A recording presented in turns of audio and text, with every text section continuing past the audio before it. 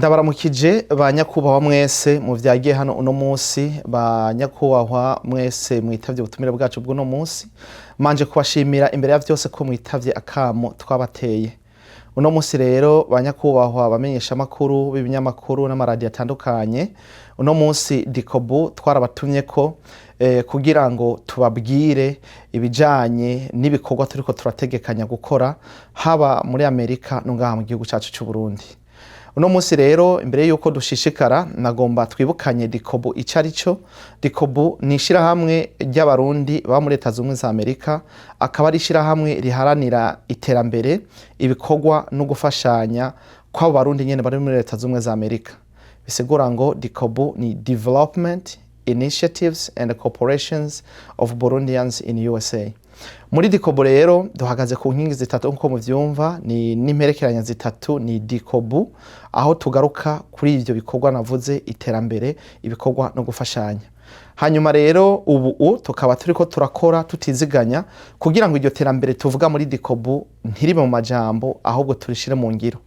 Uno munsi rero nkuko mubizi, mu mwaka uheze twarashoboye gutunganya ico twise DICOBU Homecoming 2022. No kuvuga aho twahimbaza twongera twigina itahuka ry'abarundi bari hanze na cyane abari muri DICOBU. Tukaba twakora ico gitaramo kuri Miki Bar, aho abaririmbyi batandukanye bose bari ivyo byose mukaba mwarabibonye. Twongera tubashimira ko hirya gihe mwadufashije no mukamugarutse kudufasha kugira ngo ibikorwa bigende neza cyane. Muti none uno munsi DICOBU itegekanye iki muri uyu mwaka w'2023 na cyane muri yandwi yahariwe abarundi baba mu makungu. Nkuko mubizi igiteramo ca DICOBU twama tugitunganya iminsi yose imbere yuko indwi yahariwe abarundi baba mu mahanga itangura, canke tukagitunganya inyuma y'iyo ndwi yahariwe abarundi. Uno mwaka rero DICOBU twaratunganije ico giteramo nyene, iyo sabukuru nkuko twabigize ubwa mbere.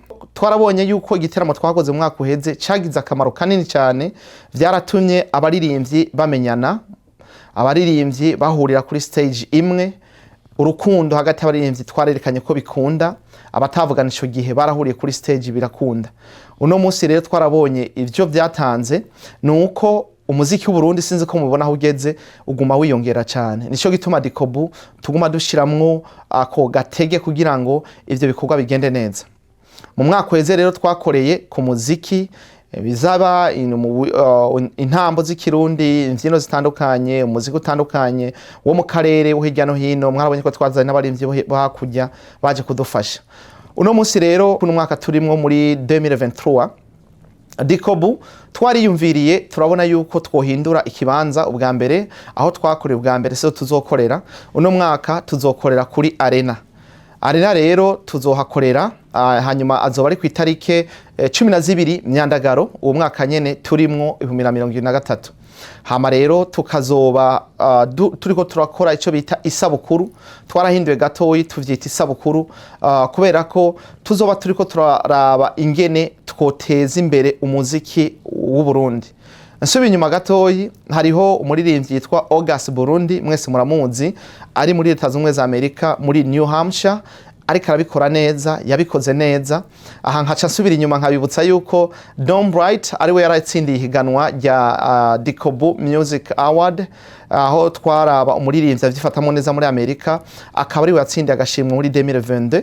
Ubu rero DICOBU ntituragira amahiganwa y'umwaka wa 2023, ariko twarashimye twongera turashimishwa n'indirimbo y'umuririmbyi yitwa August Burundi, indirimbo yise Dukunde Uburundi. Hama rero August Burundi akaba yari karategura igiteramo afatanije n'ishirahamwe asanzwe arongoye Irebe Company hamwe n'abandi bariko baramufasha kugira ngo ico gikorwa gishoboke. Iryo shirahamwe rero Irebe Company na August Burundi bariko barategura igiteramo nyene citwa Dukunde Uburundi. Natwe tukaba dusanzwe twaramugomwe, muga ntiyarazi ko twamugomwe. Niho rero twaca tumubwira ati yamara ivyo muriko murategura natwe twagomba kubigukorera. Twatwifuje yuko uyu mwaka igiteramo cacu cyo kwitwa Dukunde Uburundi. Naha rero twaciye twumvikana, tuca tuvyumva kumwe, tugira imboni imwe, tubitahura kumwe. August Burundi avuga ati nivyo nashaka narondera abashigikira narondera ko dutera intambwe kugira ngo twavanse naha rero twaciye dufata DICOBU iki kibazo nako uru rubanza turugira rwacu uko twari muri iyo nteguro tuca rero dufata ibikorwa vyose vya Irebe Company na August Burundi tubigira ivya DICOBU tumaze kuvyumvikanako muti rero bizogenda gutuye umwaka nkuko nabivuze twanje gushimira August Burundi twongera tumukeza ku ndirimbo nziza yaririmbye yaduhaye kubona neza ko dukwiye gukora isabukuru dukoreye kuri iyo ndirimbo yiwe iryoshe cyane yibutsa abarundi bonyene ubwabo gukunda Uburundi ababa bari hanze y'igihugu abari mu gihugu nabo bose kumbure batabuze kugira ngo bumenye ururimbo rw'yo rabitsomora neza yuko amahanga twirukira iyo tuba abo bose tubona batunze babanje kuja hamwe ugasira akatubwira ati dukunda Uburundi ndashaka kuvuga ko dukunda Uburundi turi hanze tukaguma turyana turi mu Burundi tukaryana urumva ntacyo tuba tumaze ubwo Burundi twobukunda gute twobuteza imbere gute ukunda Uburundi aharanira ubumwe amahoro iterambere ibikorwa no gufashanya nkuko biri muri DICOBU rero twavuze tuti reka no rurimbo rutubera icivugo dukora isabukuru y'ururirimbo kugira ngo mbere tuce duhuza abaririmbyi bose baririmba indirimbo z'imico kama ingoma intambo z'ikirundi kugira ngo tugarukana abarundi kubakundisha Uburundi biciye mu mico n'akaranga naha rero igitaramo isabukuru y'uyu mwaka ni dukunde Uburundi bikazobera kuri arena ku itarike 12 ukwezi k'umunani 2023 none rero naheje kubisigura nagomana ngenda bashimire ko mwaje mukatwitaba DICOBU turiko turategura iyo sabukuru tubafasha n'ubu rero tubasaba kudufasha kudushigikira uko mwabikoze ubwa mbere n'ubu mu bidukorere kandi twarabashimiye twarabakengurukiye n'ubu rero tubandanye dushike kuco twipfuza twese kubona Uburundi bw'abarundi bose kubona Uburundi buteye igomwe Uburundi buteye intambwe nkuko tubibona no munsi murabona ko igihugu cyacu giteye igomwe kandi tubandanije tumeze abarundi bo mu gihugu bagakora abo hanze bagakora abarundi bo mu Burundi bagakundana abo hanze bagakundana ubudumbi n'isako tukabishira ku ruhande tukijukira ibikorwa ntacyo tuma abarundi tudatera imbere dukunda Uburundi rero so kubivuga amajambo nibikorwa DICOBU rero sivyo gusa tuzokora mu mwaka tuzanye yindi migambi nkuko mubizi buri mwaka turakora umugambi bita mwunganire wo gushikikira ugwaruka rw'imfuvyi ruri mu mashuri mu kubaronsa ibikoresho uwo mugambi n'ubu DICOBU tuzokora ikindi twiyemeje DICOBU nuko tuzi ko muziki urimo amahera menshi kandi Uburundi bushobora kuvyaza umusaruro tuzokora ibishoboka kugira ngo umuziki w'Uburundi tuwuteze imbere naha rero turiko turaja mu bisata byose by'umuziki kugira ngo turabe ingene uyu no yari karazamuka haba mu tugenegene haba mu mico n'ibindi bitandukanye DICOBU kandi nkuko mubizi twaraye dushize ahabona ico twise CCBU ico bita Chambre de Commerce de Burundi résident aux États-Unis d'Amérique akaba rero ari gisata c'abagwiza tunga bari muri Leta z'Ubumwe za Amerika aho tugomba ko haba ikiraro c'abarundi barota iterambere barota ibikorwa barota gukorana kugira ngo abarundi muri Amerika nabo mu Burundi bakuru udandazwa bahanahana amakuru vyoroshe bahanahana ibidandazwa vyoroshe bungurane bongere bigishanye kubijanye n'umugambi n'uyu nuriya tutibagiye kubigisha cyane gukorera hamwe kuko nivyo abarundi tubuze nivyo Amerika n'ibindi bihugu bitembere vyaturushije gukorera hamwe natwe rero tugomba kuvyiga uwo muco mwiza tuwige kugira ngo twavanse tutibagiye kwigisha abana ikirundi nkuko turiko turabikora uno munsi hanyuma nkuko nabivuze mu bindi bikorwa twaranguye cyangwa turiko turarangura uno munsi DICOBU dufise aho dukorera heza cyane tukifuza yuko abashobora kuhashika baza kuraba aho dukorera hariho dufise ibiro vyiza dufise inyubakwa inzu y'amakoraniro cyo bita salle de conference nziza cyane iteye igomwe dukoreramo amanama kandi intumbero su kwiyemera ngo kugira ngo twerekane ko dushoboye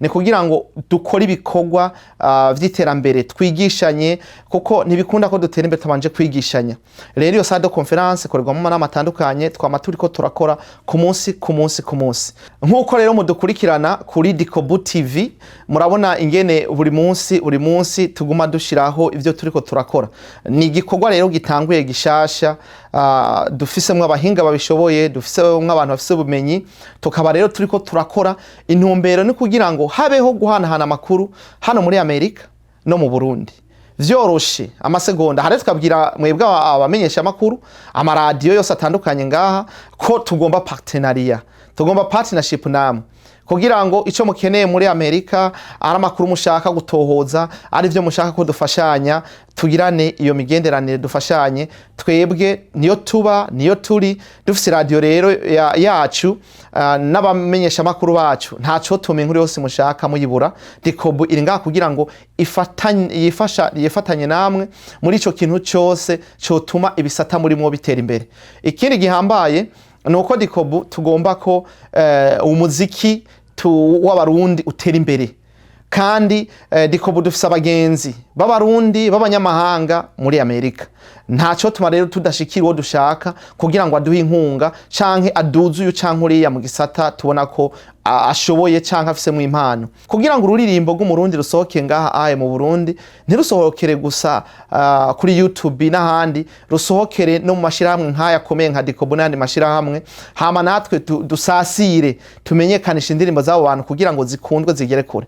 Gukundisha umuziki rero wacu gukundisha umuziki ndundi biri mu byo DICOBU twihaye kuko turabona neza akamaro bitanga. Tutibagiye yuko umuziki ndundi urahuza abantu urahuza ugwaruka abakuze kugira ngo nabo bumve akanovera k'ikirundi n'imico yacu.